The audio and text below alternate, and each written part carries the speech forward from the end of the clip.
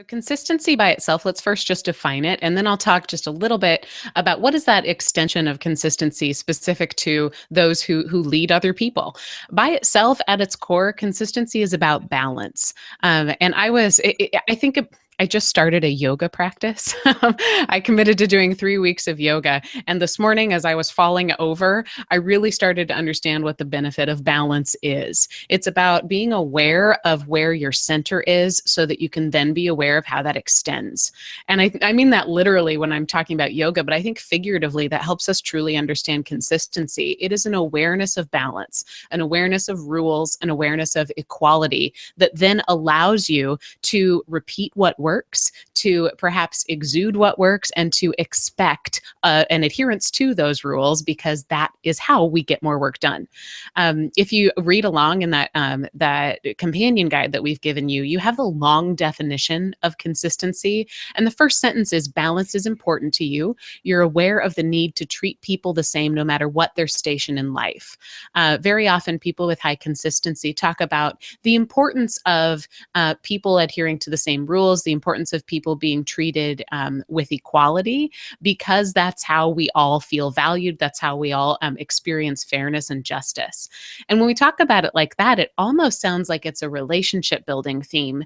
And I think there is certainly some people aspect to consistency, but the heart of it lies in executing, which is why we're talking about it right now as part of our strengths-based leadership series. We're deep into the heart of the executing domain. So as an executing theme, I found a great quote this morning from Christine Kane, and it said, "Consistent action produces consistent results." And I think about the safety, the predictability, the genius in that quote, because it really brings me back to really the heart of consistency as it's defined as a theme. It's about those talents that pay attention to what works and then repeat what works in a way that we can rely on. It's very low. It's 30 something for me. And I've got, in many cases, some theme envy for people with consistency. So that's what it is as a theme. Then I also like to think about, how does consistency show up when you are a leader? Season 3, if you're just joining us, we're following this idea of strengths-based leadership. If you want to make this a book series and read along with us, pick up the book, pick up Strengths-Based Leadership. This is really where we talk about not just the theme and what it does for you as an individual, but if you're in this place of leadership, which is more difficult today than I think it's ever been, perhaps leading other people might be one of the biggest challenges that you can take on this planet. How does your consistency show up? What is that extension of it as a leader of people versus just as an individual contributor? And when I think about consistency in leadership, the first thought I had was the game Operation. So if you've ever played Operation, you know that your board game is of this outline of a person, and your job is to take these pretend medical tools and remove pieces of this person. And if you get too close to the sides, it buzzes this awful buzz. And I think, it sounds terrifying. It can sound like it's just a rule enforcer. But then I bring myself back to the beauty and the joy of playing a game with people you love. And I've never had a bad time playing the game Operation. I think it creates unity, it creates excitement, it creates laughter. And it would not be that same way. It wouldn't have that same kind of results if you didn't have the buzzer. And in many cases, the role of somebody as a leader who leads with consistency is to be that buzzer.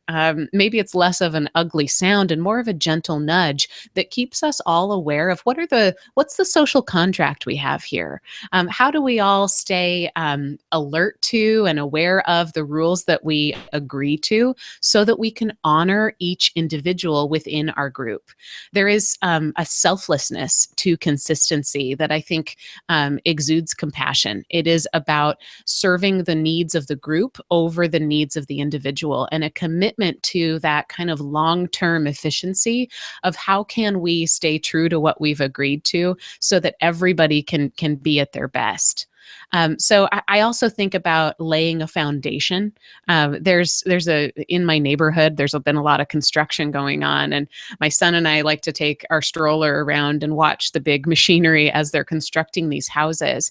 And I look at the careful precision with which they literally lay the foundation. And if you're very precise about what that foundation of a new home is, then you can bring in drywall and you can eventually bring in decorators, and you can bring in a family to truly individualize and make it their own.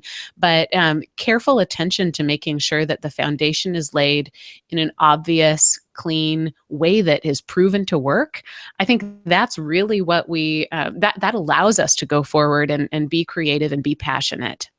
I think about a leader with consistency as being a representative, not just of the minority or the majority, but a representative of all people. That could also be a representative of all ideas or of all tasks. So think about creating a fair advantage by helping your team understand what their priorities are. So a leader with consistency doesn't get rattled by those shiny priorities because they've got that equality view of what's the most important. And in that way, I think leading with consistency can be a real strategic gift. It's that ability to weigh your options and look for balance. I think about the word compliance and the word accountability.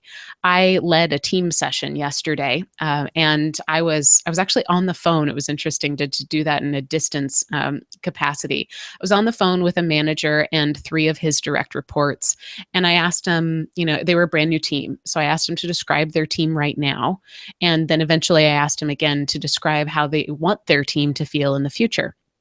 And right now, they talked about trust. They talked about, it feels like a family. We're all doing our own thing together and we're giving each other, plenty of space to do what we do best. But the resounding desire that they had for how they wanted their team to feel in the future was greater accountability. They were asking each other and giving each other permission to say, hold me accountable. I trust you right now, but I want to trust you on that deeper level where you will help me follow through on what I've committed to. You will help me do what is right. You'll help me comply to what we've said we will do. And I think that is a great example of what consistency can benefit a team. It's that voice of justice, but also the voice of opportunity when there's rules or procedures to be set. We also talk about the needs of followers, which comes from some pretty revolutionary research that eventually became the Strengths-Based Leadership book by Tom Rath and Barry Conchie. And I say revolutionary mostly because most of our Gallup polls are more close-ended. They are a strongly agree to a strongly disagree, or a multiple choice, or a rate your agreement with sort of question. A lot of the research that went into strengths-based leadership, we were asking followers to describe important leaders in their life. And we did it open-ended. We said, what kind of words would you use to describe an important leader or a leader who'd had a good effect on your life? And through that open-ended question, we came up with 4 words that all of these responses sort of fell into or filtered toward. And we call these the needs of followers. And they are trust, stability, compassion, and hope. So I'd like to just take a moment and talk about, what does consistency look like if you're a leader who's needing to create these things for your followers? So a leader with consistency might build trust by simply adhering to the same rules that she sets for her team. So thinking about consistency as being that balance, a leader with consistency sees herself on the same level and therefore subject to the same rules, the same compliance. I think when we do that and we realize that we're doing it, it sets the acceptance of the principle of having rules, and it also sets that tone for peaceable accountability. A leader with consistency provides stability, or can provide stability, by really talking about not only the expectations, but the norms with which we want to meet those expectations. So we know that great managers, for example, set clear expectations and then let people get there on their own. I think managers with consistency probably have a little bit more of an awareness of the behaviors or the ways that we're treating people in order to get to our expectations. An example of that might be we need to set our sales target. Let's say we need to increase our sales by 3% this quarter. And I expect us to do that in a way that that admires everybody on our team, or I expect us to do that in a way that exudes these certain values that we're looking toward. So, as you're setting expectations, if you're a leader with consistency, be vocal and communicate the kind of behavior that you expect or the kind of norms. I think that helps you communicate the value of consistent work. It's not the most common theme in our database. I think it's somewhere in the 20s in terms of how often it shows up in people's top 5. So when you're working on a team, when you're thinking about even working with your peers, it can be really valuable just to take a second and remind people of what we get when we're consistent. So 2 more needs of followers I'd like to go through, and then we'll bring in Emily and hear what this sounds like in a real person. The third need of followers is compassion. And I think that in times of chaos, people search for comfort, and consistency can be that comfort. So if you're willing, put yourself out there into chaos, because people are going to come to you looking for the kind of safety that you create because of your consistent approach to things. Commend others who share the values of consistency.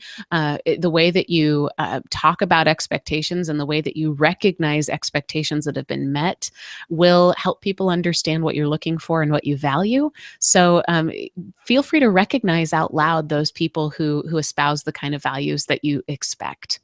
And finally, hope. One of my favorite 4-letter words here. If you've got consistency and you're a leader who wants to create hope, trust your gut.